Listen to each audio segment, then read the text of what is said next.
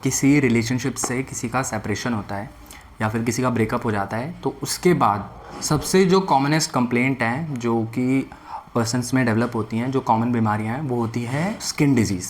क्योंकि हमारी जो एपिडर्मिस है, हमारी जो स्किन है, ये बेसिकली बहुत प्रोन है सेपरेशन कॉन्फ्लिक्ट के लिए। अब ये सेपरेशन कॉन्फ्लिक्ट को आप from the very beginning of intra uterine life से ऐसे समझ सकते हो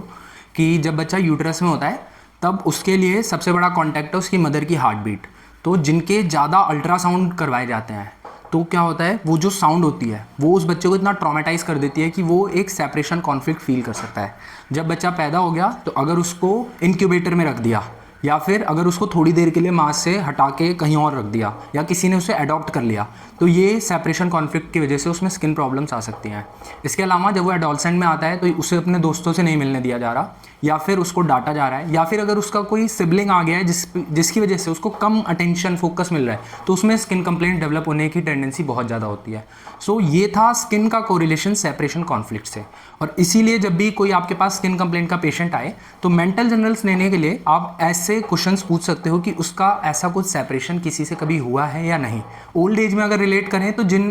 पेरेंट्स को उनके बच्चे ओल्ड एज होम्स में छोड़ाते हैं या फिर किसी एनजीओज़ में भेज देते हैं, वो लोग हमेशा ऐसी प्रॉब्लम से सफ़र करते हैं। सो ये मैंने आपको 4 सिनेरियो बता दिए जिनके बारे में आप इन्वेस्टिगेट कर सकते हो और इससे आपको बहुत ही स्ट्रॉन्ग मेंटल जनरल्स मिल जाएंगे in the case of skin complaints.